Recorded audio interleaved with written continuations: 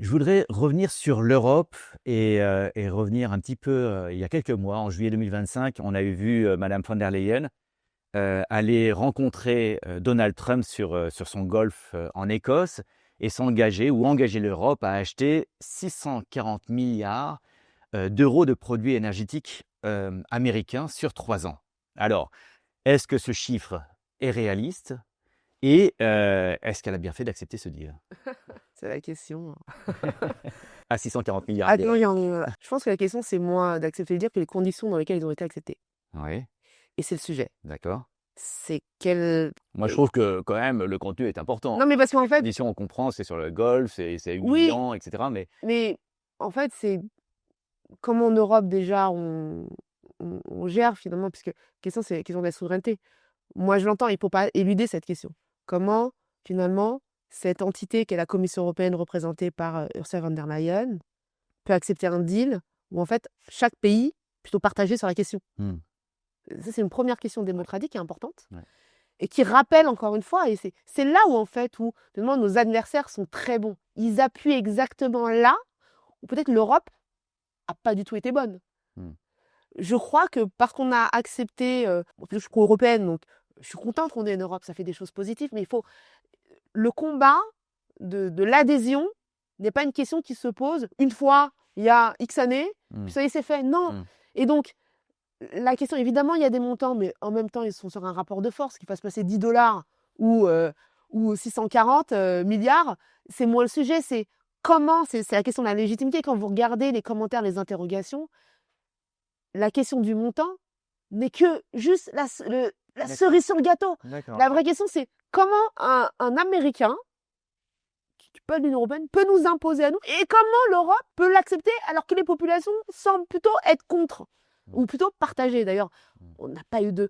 La vraie question, c'est de se dire, est-ce qu'à ce moment-là... Il y a pas eu de demande, Non, de tout et le monde moi, je crois qu'il faut... s'exprimer sur ce Et je crois que dans les réflexions politiques Ah. qui m'intéressent, c'est que si on veut, nous, être crédibles envers nous-mêmes, dans ce qu'on veut projeter, dans ce qu'on est en train de... On prépare une guerre. Donc les gens, il faut qu'ils savent pourquoi ils se battent. Est-ce que la question, On c'est... prépare une guerre. Bah, excusez-moi, tout le monde prépare la guerre. Les budgets de défense, aujourd'hui, ne sont pas en train de se réduire. Donc, on est en train de préparer une guerre. Alors, c'est cette fameuse question, c'est est-ce que ça veut dire que moi, vous, nos enfants, vont aller sur le terrain?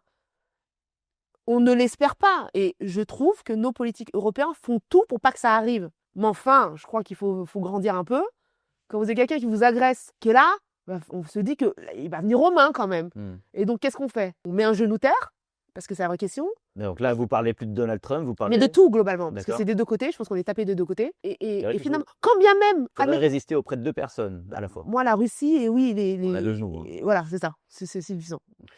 Et aujourd'hui, est-ce que finalement, quand on fait ça, c'est mais quand bien même j'accepterai tout, Mmh. qu'est-ce qui me dit que je serai libre? Mmh. Il y a quand même une incertitude, Mmh. une grosse incertitude. Par contre, si on résiste, on maintient quelque chose et on fait passer un signal. Et je crois que la question de von der Leyen, voilà, moi, je ne veux pas lui jeter la pierre parce que je n'étais pas là, c'est pas le sujet. Je crois que le climat dans lequel ça a été signé me pousse à croire qu'on ne s'est pas préparé à ça, nos alliés américains, c'est encore nos alliés. Et il y avait une espèce d'état de sidération. Voilà, mais je crois que derrière cet état de sidération se cachent des vraies questions de ce qu'on veut, nous, c'est quoi le message de l'Europe dans sa gouvernance. Encore une fois, la citoyenne n'est pas très contente. Une analyse politique dirait que je ne jetterais pas la pierre parce qu'en réalité, on n'avait pas vraiment le choix. Mmh. Et que le climat, en tout cas le piège, s'est refermé sur nous. Et que aujourd'hui, je trouve qu'on est en train d'essayer de sortir de ce piège. Et c'est ça qu'il faut encourager. C'est-à-dire que cette séquence-là m'intéresse moins que dans les conséquences et dans les leçons qu'on en tire. Et qu'il faut ramener tout le monde. Alors quand on est en Hongrie, voilà. Alors justement des signes, qui, prouveraient, que l'on est en train de sortir de ce piège. Vous avez des exemples, concrets? Bah, là, il me semble que, il y a des taxes douanières, qui sont, posées sur la table. Le fait qu'on ait cette fameuse, comment on l'appelle déjà? Cette sonnette d'alarme ou cette arme ultime Ouais. qu'on est en train de mettre en place parce que la réalité, c'est une question économique. Mmh. Donc notre vraie puissance, elle est économique. Mmh. Qu'on n'oublie pas, les Européens consomment. On consomme plus que les Africains, Mmh. plus que les Sud-Américains. Donc en fait, on consomme. On est un marché. Mmh. Donc excusez-moi, le client est roi. Mmh. À nous de reprendre cette royauté, Mmh. très clairement. Et effectivement, il y a des espaces continentaux concurrents. Tant mieux. Mmh.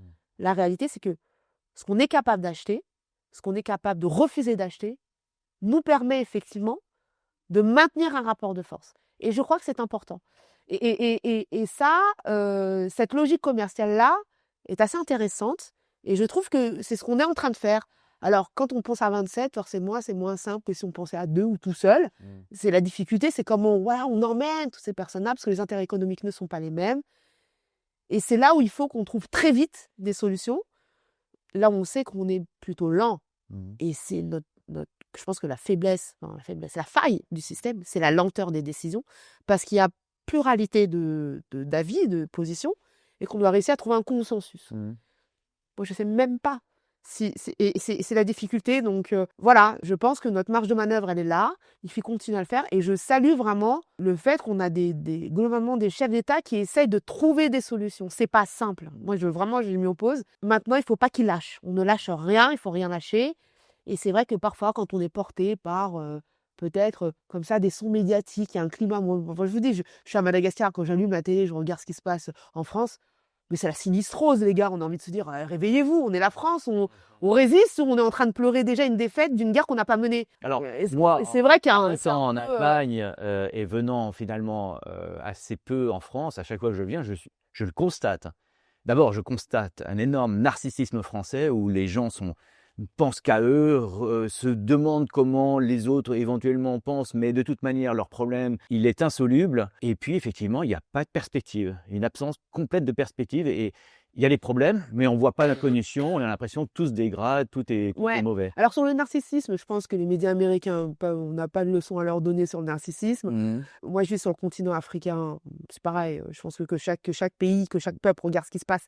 C'est normal, et je ne vais pas dire que c'est simple. En tout cas, c'est dans la force des choses. Mais par contre, oui, je trouve qu'en France, en fait, je trouve sincèrement, il y a des politiques de part et d'autre. Je parle international qui proposent des solutions. La force de la France, c'est de proposer des problèmes. Mmh.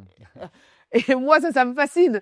Je veux dire, on trouve un truc, vous m'expliquez comment ça va pas marcher sans même l'avoir essayé, sans rien proposer. Donc en fait, on sort, on se dit, bon, on va tous se suicider. C'est un peu Raël, le truc, allez, suicide collectif. Hein, plutôt. Moi, je suis contre ça. Encore une fois, moi, l'école de la République m'a appris à ce que la résistance, c'était nous. Bon, les gars, réveillez-vous. Et je pense que quand on est dans une guerre psychologique, c'est un peu ce que je vous disais. Là, on n'est pas bon, en fait. Et on n'est pas bon collectivement. Et d'ailleurs, j'ai envie de dire, détaché des politiques. Enfin, plutôt, là, en l'occurrence, on a un chef d'État qui nous dit « Ah là, on est les meilleurs, on y va y aller. Il faut être solidaire. » La question, c'est comment ce climat de solidarité, effectivement, si ce climat de solidarité existe, ça, c'est un vrai sujet. Notre fraternité, est-ce qu'elle a du sens aujourd'hui? Qu'est-ce qu'elle veut dire dans notre devise? Mais au-delà des concepts, et je pense que le dernier des Gaulois, il est un peu dépressif, quoi. Bon, faut sortir de ça. Il y a quand même un festin à la fin d'Astérix et Obélix, on fait la fête. C'est comme ça qu'on doit être. Et je trouve que c'est dommage, parce que on a un pays qui a vraiment des atouts. Et franchement, quand on lit la presse étrangère sur la France, ils sont tous assez dithyrambiques sur nos choix stratégiques, en disant, en plus, ils avaient raison depuis 2017.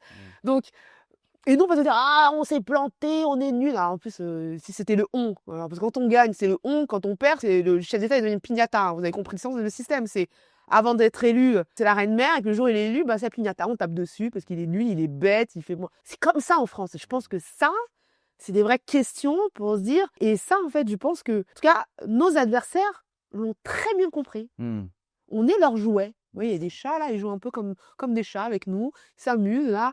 Et je voudrais qu'on sorte de son concept de proie et que, vous savez, il y a cette fameuse expression, enfin cette image du président de la République français qui disait, oui, dans un monde de carnivores, est-ce qu'on va être des végétariens? Et ça pose les herbivores. Voilà.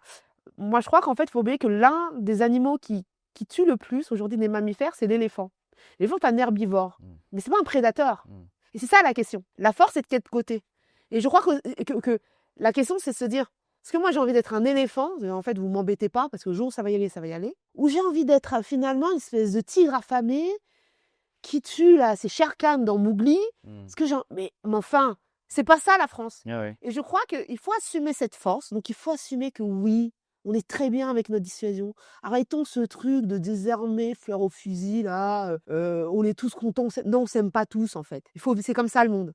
Il faut se protéger. Et je continue à croire que Si ceux qui portent l'amour en nous disant que oui, la guerre, c'est pas bien, c'est la haine, ouais. Enfin, moi, je suis maman. Mon job de maman, quand j'aime, je protège. Mmh. Et quand je protège, j'arme mon pays. Mmh. Je ne vais pas agresser les autres. Mmh. Je ne vais pas amuser à annexer des territoires. Mmh. Je ne vais pas amuser à dire, tiens, j'aime pas ce président. Et franchement, Maduro n'est pas quelqu'un que j'apprécie. Mmh. Je pense que ce gars-là s'est moqué de la communauté internationale, du droit international. Mmh. Ça interroge nous comment on traite ces gens-là, d'ailleurs. Mmh. Mais enfin, venir le dégager, un kidnapping international comme ça, avec des morts, et on laisse le pays en disant, bon, maintenant, votre pétrole, c'est le mien. Mais enfin, Mmh. voilà, la colonisation, ça interroge. C'est pas ça, en fait, d'être fort. Mmh. Ça, c'est d'être faible, en fait. Cette brutalité, c'est la force du faible.